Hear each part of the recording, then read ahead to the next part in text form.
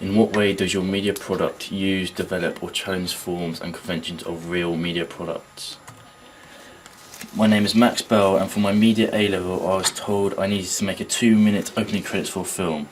I chose to make my genre of film horror because I enjoy many films from this genre. Also, I have found inspiration from such directors like George A. Romero, who is widely regarded as the creator of the zombie genre and created a lot of the stereotypical conventions which are involved with zombie filmmaking. For example, zombies walking slowly and being affected by a bite. He is famous for iconic films such as Night of the Living Dead and Dawn of the Dead. These films have had a huge influence on horror films of today, with films like 28 Days Later and Quarantine. The two films just mentioned are a personal favourite of mine, and the subgenre has always interested and fascinated me, so the idea of zombies for my horror film was inevitable. I try to use some typical conventions like being brought back from the dead, but the idea of a zombie apocalypse being awoken by spirits and rituals instead of a virus or contamination appealed more to my taste, because I also enjoy the supernatural and mythical side to horror as well. Also, I like the idea of my credits ending in a cliffhanger. Some of my favourite films who use cliffhangers to start and finish their films. I like this idea and added it to the end of my credits. The thought of the unknown is always an extremely terrifying concept. I found this with such films such as Steven Spielberg's Jaws, because for most of the film you do not see the shark and let your imagination think for itself. This helps the mind to create more frightening images than what motion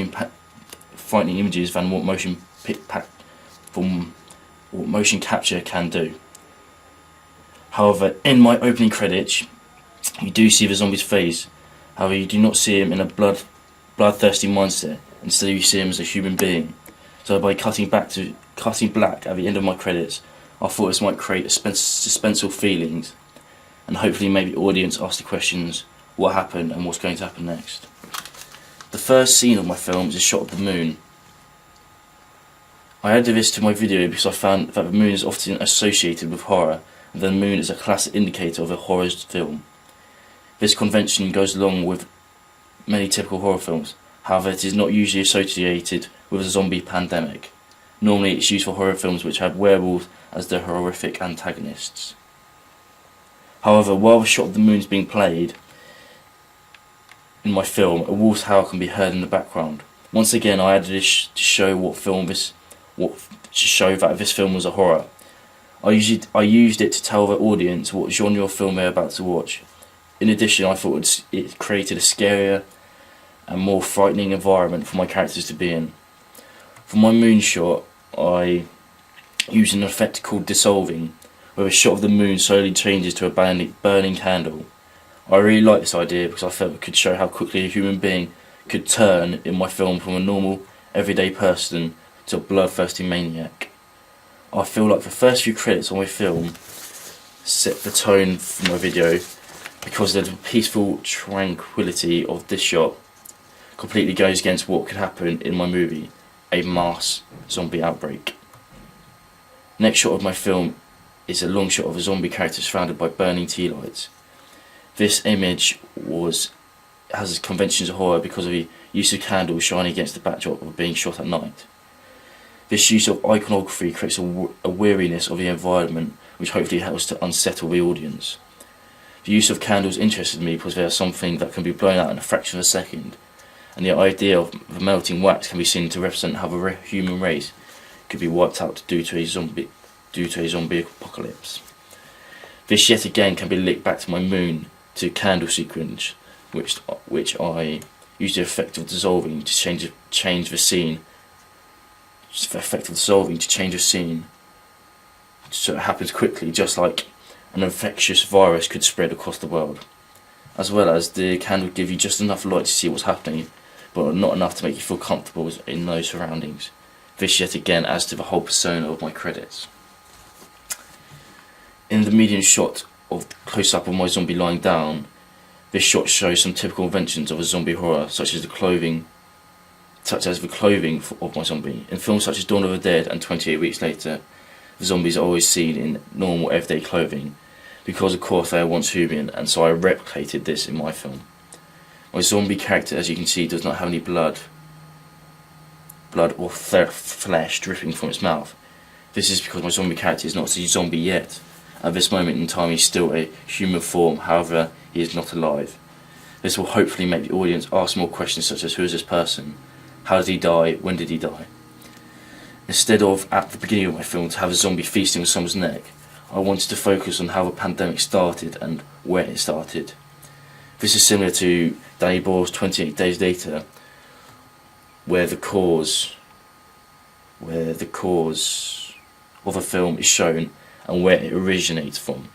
Whereas in Night of the Living Dead, the cause of the zombie spread is not explained or identified at the beginning of the film.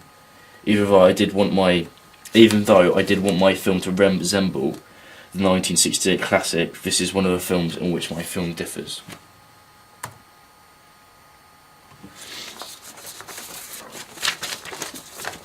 Question 2.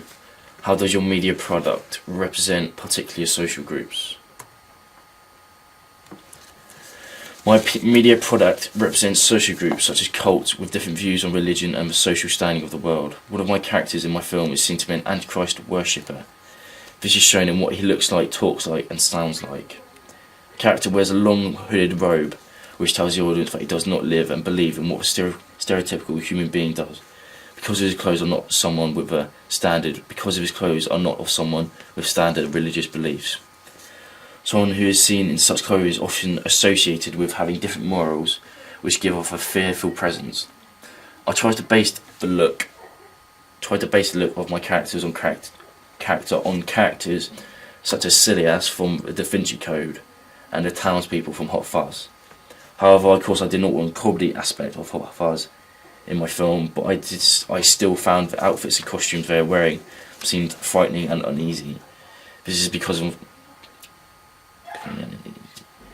is what I wanted to create in my film by dressing a character in a hooded robe.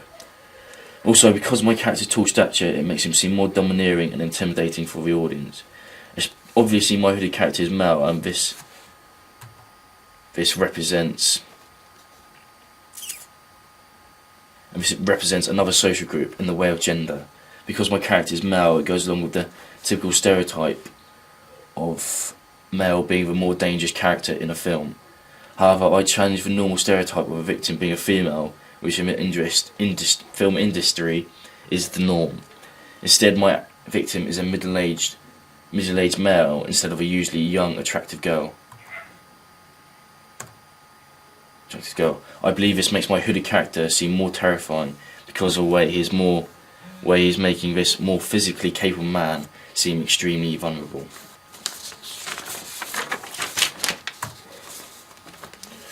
Question 3. What kind of media institution might distribute your media product and why? The name of my production company is called First Avenue Pictures. I chose this name because there are many horror films associated with streets and roads, such as A House at the End of the Street, A Nightmare on Elm Street, Wrong Turn and Amityville Horror. A production company basically assists in the overall making of a film, such as budgeting, casting, scripting and filming. They are often judged on their past productions and how much they are worth and value of money and their image. Having a well-known production company backing a movie can help to create more financial backing, and it can also help to attract bigger names to the motion picture, and this of course can help to sell tickets to the audience. Big production companies such as 20th Century Fox, Universal and Paramount Pictures can give complete creative filming to someone such as a director, because they have contracts with well-known directors and writers who have already proved themselves as being successful in this business. Whereas with smaller production companies who help up-and-coming new directors and writers, they cannot afford to let them have creative freedom because of budgeting and finance. They may have to choose cheaper shooting locations or less demanding actors who cost less. In terms of marketing, major production companies can highlight features they're involved in with their film, such as famous actors, actresses and directors. They use this to their advantage by creating media attention to make the film more appealing to the public because of the film stars being involved in the movie. whereas smaller production companies can use posters and trailers to advertise their film. An ideal distributor for my film would be Ghost House Pictures. This is because I'm a big fan of some of their films and way they produce the films, and because of how they produce and like the way they create and edit their films. Question 4. What would be the audience for your media product? The audience for my media product would most likely be males aged 18 to 13 years old. I imagine my main audience to be of this gender. And age because it's a well-known stereotype that men prefer the horror genre because fast-paced and heart-pumping action seems to attract males more than females. I say this age range because, once again, this age range could be classed as early adulthood. Someone such as this would most likely be interested in my film.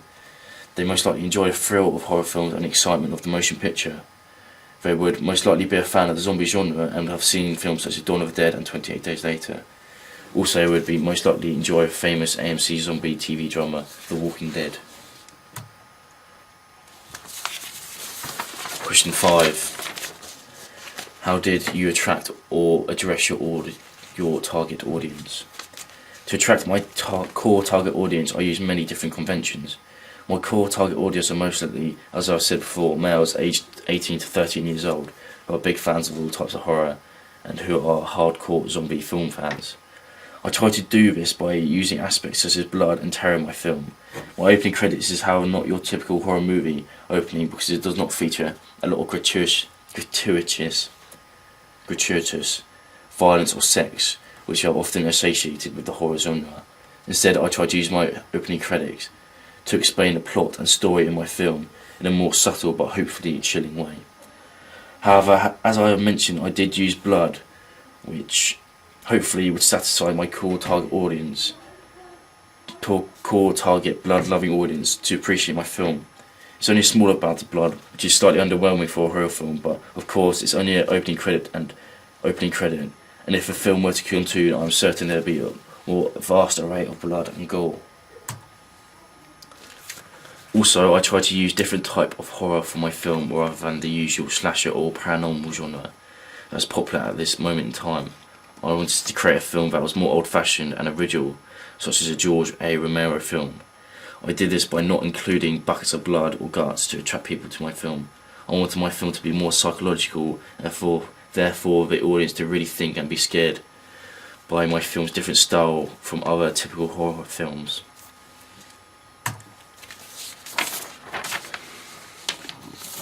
Question 6. What have you learnt about technologies from the process of constructing this project? Blogger is a website that I've never used before. Blogger was probably the most important part of my video process because it allowed me to upload and publish all my planning, scheduling and shooting which went into my opening titles. I've learnt to use embedded codes to publish work from example from YouTube and Prezi. This has helped me with my overall understanding and knowledge for the latest technology advances which are happening day after day because of the technology-driven age that we live in. Also, for the editing of my video, I use a program called Premiere Pro Plus. This software was key to making my video reach its full potential, using such aspects as cutting clips from different shots and videos to make my film seem professionally put together. This is quite important, especially for me, because there are some shots that I did not get in camera or that were not good enough to make my film. So to have the ability to pick and choose different sounds and shots from various different sequences definitely helped me to create a more well-rounded finished product. The different skills that I've gained, such as dissolving, have helped me to. The different skills I've mentioned before, such as dissolving, have helped me to set the tone for my film. I can say confidently now that I have acquired this particular skill, as well as adding music and sound effects to my video to make it sound and look professional. I downloaded the music and sound effects from a website called FreeSFX, which enables people to download royalty-free music. I have downloaded music and media from the internet before, but I have never used this website before. It helped me to make my film seem as realistic as possible. To upload my film, I use YouTube. Even though I was very familiar with the concept and the use of watching videos on YouTube, I however have not had any experience in uploading a video for the YouTube population to watch. This is a new skill that I've gained and try to use more often for my own personal use and most likely media projects in the future.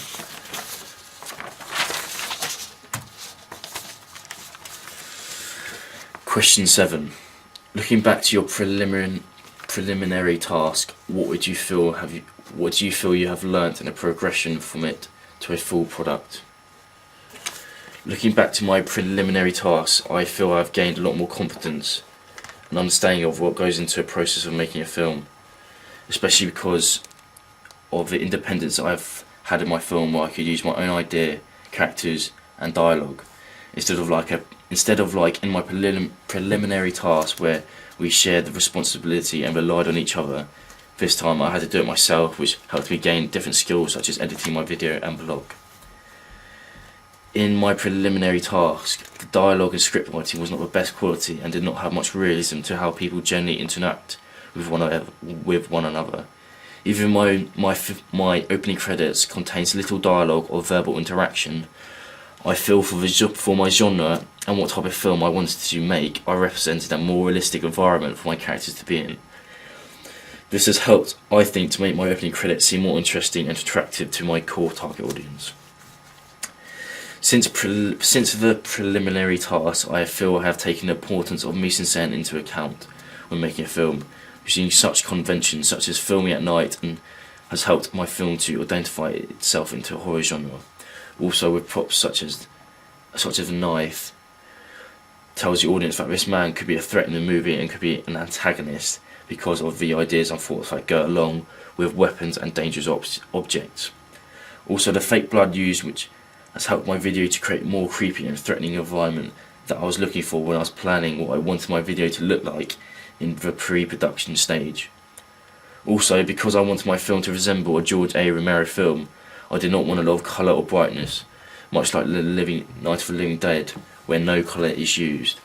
I also feel because I did all the editing for this film, I feel more comfortable using programs such as Premiere Pro Plus, which before I was not involved massively. Instead, I was sound editor, which did not improve my understanding of how to edit filming and clips. Whereas for my opening credits, I felt as if I had more creative control and was able to try out different techniques and effects to include in my video. Overall, I do believe I've gained some vital skills. Also, I enjoyed doing a project independently and relying on my own personal skills to achieve my completed piece of work. These skills will hopefully help me in my future media projects.